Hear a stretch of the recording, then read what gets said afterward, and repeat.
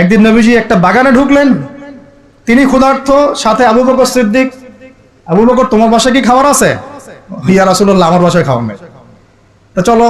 ওমর, রাস্তায় ওমরের সাথে দেখা। ওমর, কি অবস্থা? ইয়া রাসূলুল্লাহ, ক্ষুধার্ত, বাসায় খাবার নেই, আমার বাসায় খাবার নেই। তিনজনে হাঁটতে হাঁটতে ঢুকলেন তালহা রাদিয়াল্লাহু আনহুর বাগানে। সেখানে মাশাআল্লাহ ঠান্ডা পানি খেলেন, খেজুর খেলেন, তৃপ্তি করে খেলেন। মাশাআল্লাহ, সে বাগান অনেক সুন্দর, বড় ছিল। খেয়ে নবী সাল্লাল্লাহু আলাইহি ওয়াসাল্লাম বললেন, সুম্মা লাতুসআলুন্না ইয়াওমাইযিন আনিন নাঈম, যে অবশ্যই কিয়ামতের দিন আল্লাহ পাক এই ঠান্ডা পানি সম্পর্কেও আমাদেরকে জিজ্ঞাসা করবে। আমরা প্রস্তুত নিঃশ্বাসের জবাব দেওয়ার জন্য, হিসাব দেওয়ার জন্য, পানির হিসাব দেওয়ার জন্য? ঠান্ডা পানিতে গোসল করে আসছেন আজকে সবাই, তৃপ্তি পেয়েছেন। শুকরিয়া কখন আদায় হয় যে আল্লাহ পানি নাজিল করেছো, এই জন্য তোমার শুকরিয়া? খেলাম চারটা ভাত, এই চারটা ভাতই ফিলিস্তিনে নাই। আমার কথা বিশ্বাস করেন, কথাগুলো আমি কলিজা থেকে বলছি। আমি জীবনে খাবার হাতে নিয়ে 2 দিন কেঁদেছি। একদিনের ঘটনা আমি বলতে পারবো না, এটা কিয়ামতের মাঠে দেখা যাবে। তবে খাওয়ার কথা ছিল আমার খিচুড়ি। আমার সাথে 3-4 জন গেস্ট ছিল। আমি বাসায় ফোন করেছি, আমার সাথে গেস্ট আছে, কি রান্না করলে ভালো হয়? বললাম খিচুড়ি করলে ভালো হয়, খেয়ে ফেলবে তাড়াতাড়ি। ওই খিচুড়ি খাওয়া হলো না, কোনো একটা কারণে খাওয়া হলো না। একদিন পর সেই খিচুড়ি খেতে পারলাম। দেখলাম যে একদিন পর যে খাবারটা আমার কাছে এসেছে, এটা খিচুড়ি। যে খিচুড়ি আমার বাসায় খাওয়ার কথা ছিল। ওই দিন ওইটা দেখে আমার চোখ দিয়ে পানি পড়লো, যে এই খাবারটা আমার এখানে খাওয়ার কথা ছিল না, অন্য কোথাও খাওয়ার কথা। আর একদিন এই যে 8 তারিখ না 9 তারিখে, যখন আমরা আমার বাসায় খাবার নিয়ে আসছে, রোজা খুললে তো খাইতে ভালো লাগে নাকি বলে? ইফতার করার পরে খাবারটা খেতে ভালো লাগে না? শান্তি লাগে। রুটি, গরম গরম রুটি, খাসির গোশত, খুব ফেভারিট খাবার মুসলিমদের। বিশ্বাস করেন, খেতে পারতেছি না। মিথ্যা কথা বলছি না, ফখর করেও কিছু বলছি না, আল্লাহর কসম, আল্লাহ সাক্ষী। কারণ আমাদের বাচ্চারা তো খেতে পারছে না ওখানে, আমার বোনরা খেতে পারতেছে না, আমার ভাইরা খেতে পারতেছে না। ওরা খাচ্ছে একটা জিনিসই, বুলেট আর আকাশ থেকে বোম। আমরা তৃপ্তি করে খাচ্ছি, একবার ফিকিরও হয় না যে এর জন্য আল্লাহ শুকরিয়া আদায় করতে হবে, নিয়ামতের কৃতজ্ঞতা স্বীকার করা উচিত, ওদের কষ্টে আমাদের ব্যথিত হওয়া উচিত। খাবারটুকু পাঠাতেও তো পারছি না, যে আমরা সবাই 10-20 টাকা করে তুলে 1 কোটি টাকা ফান্ড একটা কালেক্ট করে পাঠাই দিব, এই সুযোগটাও তো পাচ্ছি না। এত সহজ কি ব্যাপারটা? কে যাবে, কে দিবে? আর যারা কাজ করছে তারাও অথেন্টিক কিনা, আসলেই জায়গায় যাচ্ছে কিনা, ওরা পাচ্ছে কিনা, চতুর্দিক থেকে তো অবরুদ্ধ জায়গা। আমরা সবাই মিলে আমাদের ভাই বোন শিশুদেরকে ওখানে মরার জন্য ছেড়ে দিয়েছি, এটাই সত্য কথা। এবং এর জন্য পুরা উম্মাকে জবাব দিতে হবে, পুরা উম্মাকেই জবাব দিতে হবে। সবচেয়ে বড় জবাব দিতে হবে আরবের নেতাদেরকে, আশপাশের যারা নেতা আছে এদেরকে। আরবের যে নেতারা আছে এদেরকে বিগত 70 বছর ধরে এরা যা যা করেছে এর উত্তর দিতে হবে, জবাব দিতেই হবে, কোনো উপায় নাই। আমাদেরকেও দিতে হবে, প্রত্যেক রাষ্ট্রপ্রধানকে দেওয়া লাগবে। যে লিখতে পারতো লিখে নাই তাকে দেওয়া লাগবে, যে বলতে পারতো বলে নাই তাকেও দেওয়া লাগবে, যার অস্ত্র দেওয়ার ক্ষমতা ছিল দেয় নাই তাকেও বলা লাগবে, যার মিলিটারি পাওয়ার ছিল সে চাইলে ওখানে ইন্টারভেন করতে পারতো, সে করে নাই তাকেও বলতে হবে। আর যারা ওদের সাথে আতাত করে বন্ধুত্ব করেছে এরা তো মুনাফিক, টাটকা মুনাফিক, পাক্কা মুনাফিক। এরাই তো তারা যারা কাফেরদের সাথে জাহান্নামের তলদেশে থাকবে। মুসলিমদেরকে বাদ দিয়ে মুনাফিক ইহুদি খ্রিস্টানদের সাথে বন্ধুত্ব করেছে। যে ইহুদি খ্রিস্টানরা আমাদের ভাই বোনদেরকে মেরে এক ঝাঁঝরা করে ফেলাচ্ছে, আমি ওর সাথে বন্ধুত্ব করতে পারি? কি বলে আপনাদের ইমান? আর এই কথাগুলো কি উগ্রবাদী কথা হয়ে গেল? না, এগুলো সত্যি কথা। আর সত্যি কথা বলার পরে কি হবে সেটা তো দেখার দরকার নেই, আল্লাহর কাছে আমাকে জবাব দিতে হবে, এটাই আমার ফিকির। তো যারা দোয়া করতে পারবে তারা যদি দোয়া না করে আল্লাহর কাছে জবাব দিতে হবে। যারা বলতে পারে যদি না বলে আল্লাহর কাছে অ্যান্সার দিতে হবে। যারা খাবার পাঠাতে পারতো তারা পাঠায় নাই, আল্লাহর কাছে অ্যান্সার দিতে হবে। একটু ভেবে দেখেন না, আপনার যদি একটা বাচ্চা কখনো এমনি মারা যায় তাহলে আপনার কেমন লাগবে? আল্লাহ না করুক। একটা বাবার জন্য সবচেয়ে কষ্টের কোন সময়টা বলেন তো? নিজের সন্তানকে দাফন করা।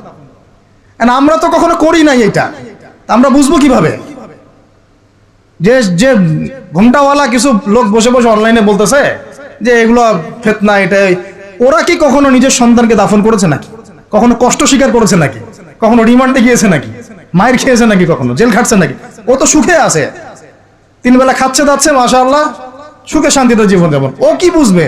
উম্মার কষ্ট ও কি বুঝবে, বাচ্চাদের কষ্ট, এই মা বোনদের কষ্ট। আর আমরা সর্বোচ্চ বলতে পারতেছি ব্যাস, কিন্তু সচেতনতা তো তৈরি করা দরকার। আপনার ছেলে যদি বলে ওখানে কি হচ্ছে, ওকে বলা উচিত, বাবা ওখানে কিছু শয়তান আছে, যে শয়তানগুলা আমাদের নিরীহ বাচ্চাদেরকে মেরে ফেলছে। তুমি যখন বড় হবা, তোমাকে আল্লাহ পাক সামর্থ্য দিলে তুমি শয়তানগুলোকে মেরে ফেলিও। বাচ্চাকে শেখানো উচিত। ওরা 100 বছর থেকে ওদের বাচ্চাকে এগুলো শিখাইছে। ওরা 100 বছর থেকে ওদের বাচ্চাদেরকে শিখাইছে যে মুসলমানরা হচ্ছে পৃথিবীর সবচেয়ে জঘন্য প্রাণী। ওদেরকে যখনই দেখবা তখনই মারবা, ওদেরকে ওদের ওদের সাথে শত্রুতা করা তোমার উপর ফরজ। এটা ওরা শিখাইছে ওদের বাচ্চাদের।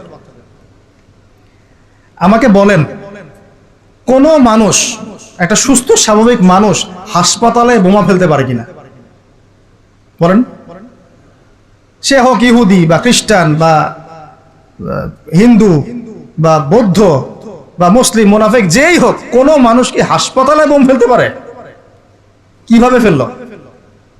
তাহলে কি পরিমাণ ক্ষোভ তারা ভিতরে ভিতরে লালন করে, আপনার কি বোঝার বাকি আছে?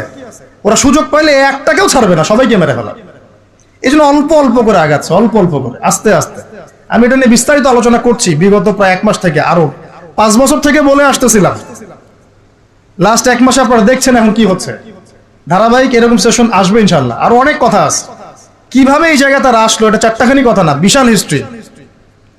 এমন অনেক সময় হয়েছে, এগুলো কিছুই না, এমন অনেক সময় হয়েছে 1 দফাতে 2.5 লক্ষ মানুষকে মেরেছে তারা ওই জায়গাতে, 1 দফাতে। 1940 সালের কথা বলছি, এক্স্যাক্টলি 1939 সালের জুলাইয়ের দিকের কথা, 1939 সালের দিকের কথা বলছি। ওই সময় এরা ওখানে ফিলিস্তিনিদের মধ্যে প্রায় 2.5 লক্ষ মানুষকে মেরেছিল। 2.5 লক্ষ মানুষ আপনাকে কি মনে হয়? এভাবে যদি আমি পরিসংখ্যান দিতে থাকি, এখানে আজকে 3টা-4টা বাজবে। আমার কাছে কিতাবও আছে রেডি করা, এবং ইনশাআল্লাহ আল্লাহ পাক চাইলে ওটা পাবলিশও হবে ইনশাআল্লাহ। তখন আপনারা বাসায় পড়ে নিয়েন, দেখেন কি হচ্ছে আসলে। তো মূল কথাটা হচ্ছে, ভাই আমি তো দোয়া করতে পারি, আমার তো করা উচিত, আমার ব্যথিত হওয়া উচিত, আমার কুনুতে নাজেলা পড়া উচিত। যদি আমার আরো বড় সামর্থ্য থাকতো, অ্যাটলিস্ট ওখানে ত্রাণ পৌঁছানো উচিত ছিল, বা আরো যদি বড় ক্ষমতা আল্লাহ পাক আমাকে দিতেন, তাহলে ওদের মুখের সামনে বলা উচিত ছিল এটা অন্যায়, জুলুম, এর প্রতিবাদে আমরা জাতিগতভাবে পাশে আছি ফিলিস্তিনিদের। এবং মুসলিম রাষ্ট্রগুলোর ঐক্যবদ্ধ হয়ে একটা ফোরাম গঠন করা উচিত ছিল ওদের বিরুদ্ধে। কিসের শান্তি চুক্তি আর কিসের নেগোসিয়েশন? কোনো কথা আর বাকি আছে? এদের সাথে একটা ভাষাই বাকি আছে এখন, অস্ত্রের ভাষা, যুদ্ধের ভাষা। একটা ভাষাতেই কথা বলা বাকি আছে, আর কোনো ভাষাই নেই এদের সাথে কথা বলা। তুমি হাসপাতালে বোম ফেলে 600টা মুসলিম বাচ্চাকে হত্যা করে ফেলছো, তোমার সাথে কিসের কথা? একটা কথাই হতে পারে, সেটা হলো যুদ্ধের ভাষা, অথবা এই পুরো ভূমি থেকে তোমরা চলে যাবা পশ্চিমে, পুরা ফিলিস্তিন ছেড়ে দিবা। এটাই ছিল আমাদের ভাষা। কিন্তু বিগত 75 বছর ধরে আমরা এগুলো করতে পারি না। 1-2টা বছর না রে ভাই, 75 বছর ধরে আমরা এগুলো করতে পারি না। আমি এখানে গলা ফাটায়, আমার আবেগ ঝেড়েও কি লাভ হবে তাও জানি না। অ্যাটলিস্ট আমরা আমাদের জবাবটা তো আল্লাহর কাছে দেওয়া লাগবে। আল্লাহ পাক আপনার অপারগতাও জানেন, আপনার সামর্থ্যের সীমাও জানেন। আল্লাহ পাক দেখবেন এর মধ্যে থেকে আপনি কি করেছেন, দেখবেন কি না? তো এখন ভাই আমাদের কি এইসব মোবাইল, সেলফি, হাবি জাবি এগুলোই জীবন, না আমাদের কি চিন্তা করতে হবে? একটু চিন্তা করতে গেলে প্রথম সলিউশন পড়াশোনা করতে হবে, কোরআন পড়তে হবে। যে যাই বলুক কোরআন পড়লেই হয়ে যাবে, সেই হয়ে যাবে, সব কথা বাদ দেন, আপনি কোরআন পড়েন। যে যাই বলুক না কেন, আপনি কোরআন পড়তেই হবে, আপনাকে এর অনুবাদ আপনাকে পড়তেই হবে, তাফসীর আপনাকে ঘাটতেই হবে, পাশাপাশি নবীর হাদিসগুলো আপনাকে পড়তে হবে। অবশ্যই কোনো না কোনো আলেমের সোহবতে থাকতে হবে। উদ্বাস্তুর মতো জীবনযাপন করবেন না এই 10 জন 20 জন সার্কেল নিয়ে। ওলামায়ে কেরামদের মধ্যে যারা হক্কানি ওলামায়ে কেরাম, তাদের কাছে এসে পরামর্শ করে চলাফেরা করবেন, যাতে আপনি বিভ্রান্তির শিকার না হন, পরামর্শ করতে পারেন। বাংলাদেশে কি আলেম ওলামার অভাব আছে? যত তাদের মধ্যে বিভক্তি থাক, যতই তারা একে অপরের সাথে কলুশনে থাক না কেন, যত দল থাক, তারপরেও আপনি ওলামায়ে কেরামের সাথেই থাকবেন। তারপরে তাদের জবাব তারা দিবে, বাট আপনি আপনার জায়গার দায়িত্বটা পালন করবেন। এবং হকপন্থী চিনে নিবেন। হকপন্থী আর মুনাফিক চেনার সবচেয়ে উপযুক্ত সময় কোনটা সেটাও বলে দিই। হকপন্থী ওলামায়ে কেরাম আর মুনাফিক যারা মুসলিম উম্মার ভিতরে কাজ করছে আমাদের মতো লেবাস পোশাকে, এটা চেনার, ফাইন্ড আউট করার সবচেয়ে শ্রেষ্ঠ সময় হচ্ছে উম্মার এই সংকটপূর্ণ সময়গুলা। উম্মার উপর যখন কোনো বিপদ আপদ বালা মুসিবত সংকট আসবে, আপনি এমনি বুঝতে পারবেন কারা মুনাফিক কারা হকের উপর আছে, যদি আপনার বিবেক থেকে থাকে, আপনার বুঝ থেকে থাকে। এরপরেও যদি না চিনতে পারেন, আপনি দাজ্জাল, অন্ধ, আপনি দাজ্জালের মধ্যে এক চোখ অন্ধ। এই মাজলুমদের বিপক্ষেও বহু আলেম কথা বলে নাই, বাংলাদেশে বলে নাই। তা আপনাকে আমি আর কিভাবে চিনাবো, কিভাবে চোখে আঙ্গুল দিয়ে চিনাবো যে আসলে কারা হকপন্থী কারা বাতিলপন্থী? এটুকু তো আপনার দায়িত্ব চেনার। কিভাবে এভাবে তাদের সাথে আপনি নিজের জীবনটা নষ্ট করে ফেলতেছেন? সুবহানাল্লাহ। আল্লাহ পাক আপনাদেরকে হেফাজত করুন, সঠিক পথে রাখুন, উলামায়ে কেরামের সোহবতে থাকুন, হকপন্থী উলামায়ে কেরাম। আর ভাই, প্রতিদিন যে সুন্নাহগুলো আছে এগুলো আমল করেন, নিজের উপর একটা সংশোধন নিয়ে আসেন। আল্লাহ পাক ততক্ষণ পর্যন্ত আমাদেরকে বিজয় দিবেন না যতক্ষণ না আমরা পরিপূর্ণ ইসলামে প্রবেশ করতেছি। আর পরিপূর্ণ ইসলাম মানে কি শুধু জুমার নামাজ পড়া, শুধু ঈদের নামাজ পড়া? আমাকে বলেন, আপনারা তো জানেন সবকিছু। পরিপূর্ণ ইসলাম মানে কি? 5 ওয়াক্ত নামাজ তো আপনাকে পড়তে হবে। আল্লাহ যদি তৌফিক দেন, সামর্থ্য দেন, তাহাজ্জুদও পড়তে হবে, চেষ্টা করতে হবে, নফল আমল বাড়াই দিতে হবে, জিকির আজগার তেলাওয়াত তাসবিহ তাহলিল বাড়াই দিতে হবে, আল্লাহর কাছে কান্নাকাটি বাড়াইতে হবে, ফিতনা থেকে দূরে আসার চেষ্টা করতে হবে, এই জগতের মোহ ছাড়তে হবে।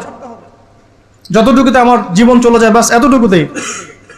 আমি এইভাবেও বলতেছি আপনাদেরকে এখন সরাসরি, নিজেদের আপনজনদের মধ্যে, পরিবারের মধ্যে, বংশের মধ্যে কেউ যদি আপনাকে দিনের পথে চলতে বাধা প্রদান করে, ফিতনা সৃষ্টি করে, আপনি তার থেকেও নিজেকে সরে রাখবেন। দিন আপনার, জীবন আপনার, মানে দিন আমার, জীবন আমার, ইহকাল আমার, পরকাল আমার, জবাব আমার। আমার অন্য কারো দ্বারা প্রভাবিত হয়ে দিন নষ্ট করা যাবে না, যাবে? অনেক সময় হয় না, আমাদের বংশে, পরিবারে, কাছের অনেক মানুষ আপনাকে দিনের পথে চলার ক্ষেত্রে প্রতিবন্ধকতা সৃষ্টি করতেছে। আমি বলতেছি না ওদের সাথে আপনি সম্পর্ক নষ্ট করে দেন, কাট অফ হয়ে যান, এটা বলতেছি না। বলতেছি আপনি ইসলামিক দূরত্ব মেনটেন করেন, আপনি নিজেকে নিয়ে থাকেন, আপনি আল্লাহকে নিয়ে থাকেন। এক আল্লাহই আপনার জন্য যথেষ্ট, ইনশাআল্লাহ কাউকে লাগবে না। ইনশাআল্লাহ কেউ যদি না থাকে, এক আল্লাহই আপনার আমার জন্য যথেষ্ট। এটা কি বিশ্বাস করেন কিনা? এই আল্লাহ পাকই আমাদেরকে বাঁচিয়ে রাখছেন, আল্লাহ পাকের হাতেই আমাদের জীবন, আল্লাহ পাকই আমাদেরকে খাওয়ান। আল্লাহ থাকলে কিচ্ছু লাগে না। আর যার আল্লাহ নাই, সারা দুনিয়া মিলেও তাকে সুখ দিতে পারবে না, তার কিছুই করতে পারবে না। এখন আসলে আমাদের সাথে আল্লাহ আছে কি না একটু নিজেরাই বুঝতে পারবো। আসলে আল্লাহ পাকের সাথে আমার সম্পর্ক কেমন? আল্লাহ বলে ডাকলে বা আল্লাহর কাছে দোয়া করলে কি আমার ভিতরে কোনো অনুভূতি আসে কিনা? রাসূল সাল্লাল্লাহু আলাইহি ওয়াসাল্লামের নাম আসলে আমার ভিতরে কোনো অনুভূতি আসে কিনা? বুঝবেন ইনশাআল্লাহ, এটা আপনার আস্তে আস্তে বুঝে যাবে। তাহলে নিজের তাজকিয়ার দিকে ফোকাস করেন, এবং তাজকিয়া অর্জন করার জন্য অবশ্যই সোহবত লাগে। যারা আত্মশুদ্ধিতে পরিপূর্ণ মানুষ, এই মানুষগুলোর সাথে পরামর্শ করে চলবেন। আর নিজের দিন পালন করেন, দিনটাকে আর বিভক্ত হতে দিবেন না। যারাই বিভক্তির দিকে নিয়ে যায় এদেরকে বয়কট করবেন, মিশবেনই না এদের সাথে। বরং আমি বলছি, বাংলাদেশে এমনি তো শত শত দল হয়ে গেছে। এখন আপনি নিউট্রাল থাকবেন, নিজেকে বায়াসড করবেন না, নিউট্রাল থাকবেন। নিউট্রাল মানে নিরপেক্ষ। নিরপেক্ষ থেকে আপনি দেখবেন যে আসলে কার মধ্যে হকটা বেশি আছে। এরপর আপনার বুঝ অনুযায়ী কোরআন সুন্নাহর সাথে মিলিয়ে উলামায়ে কেরামের পরামর্শে যেদিকে তারা আপনাকে হেদায়েতের পথে নিয়ে যাবেন, সেই পথে আপনি চলেন। ইনশাআল্লাহ আপনি ঠিক পথে থাকবেন। এই জন্য আমি একা একা থাকতে নিষেধ করি। উলামায়ে কেরামদের সাথে পরামর্শ করে চলবেন এবং ঐক্যবদ্ধ জীবনযাপন করবেন। আর কিছু ভাইয়ের মধ্যে যদি খারাপ কিছু থাকে, তাদেরকে একদম আন্ডার এস্টিমেট করে ধুয়ে রেখে দেওয়ার দরকার নেই। কারণ যার মধ্যে খারাপ কিছু আছে, ওর মধ্যে ভালো কিছু আছে। খোলা মনে ভালোগুলো নিয়ে নিবেন, খারাপগুলো আপনি ছেড়ে দিবেন। এখন বলতে পারে, আপনি কিভাবে বুঝবেন ভালো কোনটা খারাপ কোনটা? নিজে পড়বেন, নিজে জ্ঞান অর্জন করবেন, আল্লাহ পাক বিবেক দিয়েছেন, বোঝার চেষ্টা করবেন এবং আলেমদের সাথে পরামর্শ করবেন। ব্যাস, আল্লাহ পাক এরপরে আপনাকে যে পথে নিয়ে যাবেন ইনশাআল্লাহ সেই পথে আপনি চলবেন। উম্মার বিভক্তি বাড়াবেন। এরপরে যখন অর্থনীতির মধ্যে ঢুকবেন, ব্যবসা বাণিজ্য, রিজিক, চাকরি বাকরি, জান চলে গেলেও হারাম খাবেন না ইনশাআল্লাহ। আল্লাহ পাক তৌফিক দান করে, আপনাকে তৌফিক দেখ, আমাকেও তৌফিক দান। কারণ আমরা সবাই হারাম খাচ্ছি, আমি নিজেও ফিল করি। হারাম না খেলে আমাদের দোয়া কবুল হইতো। দোয়া যে কবুল হচ্ছে না, বোঝেন না? কাবা ঘরে দোয়া হচ্ছে বিগত প্রায় 40-50 বছর থেকে, আল্লাহ ফিলিস্তিনকে মুক্ত করে দাও, মুসলিম ভাইদেরকে সাহায্য করো, নুসরা নাজিল করো। আপনি দোয়ার কি বরকত দেখতে পারতেছেন? দোয়ার কি ইম্প্যাক্ট পড়তেছে? রিজিক হারাম, রিজিক অনেক সময় হারাম হয়ে যাচ্ছে আমাদের। ভাবতে হবে তো এগুলা। পারতেছি না, আমি সত্যি বলতেছি যে আমরা হালাল খাইতেও পারতেছি না মনে হয়। চেষ্টা করতে হবে 100% হালালের উপর থাকার জন্য। যদি আল্লাহর নামে জবাই না করা হয় সেটা কি হালাল হবে? যদি আমার টাকার মধ্যে সুদ থাকে হালাল হবে? যদি আমার টাকার মধ্যে ঘুষ থাকে হালাল হবে? বাংলাদেশের লক্ষ লক্ষ মানুষ নামাজ পড়ে মসজিদে, ঘুষখোর। বাংলাদেশের লক্ষ লক্ষ না, কোটি কোটি মানুষ মসজিদে নামাজ পড়ে, মুসল্লি সুদখোর। অনেক মসজিদ কমিটি আছে সুদখোর। ভাই আমার কথা বলতে কোনো ভয়ে কাজ করে না, আর আমি কারো পরোয়া করি না, সত্য কথা বলতে, এক আল্লাহ ছাড়া। বাংলাদেশে লক্ষ লক্ষ মানুষ আছে মসজিদে নামাজ পড়ে সুদখোর, ঘুষখোর, দুর্নীতিবাজ, করাপ্টেড। আমরা আমাদের কথা বলছি, দাড়ি টুপি বলা মানুষ, আমরা বহু দাড়ি টুপি বলা মানুষ আছে সমাজে, চলাফেরা করি, আমাদের রিজিক ঠিক নাই, হারাম খাচ্ছি। দোয়া কবুল হবে? আল্লাহ পাক আমাদেরকে হারাম থেকে বাঁচান, হারাম থেকে বাঁচান।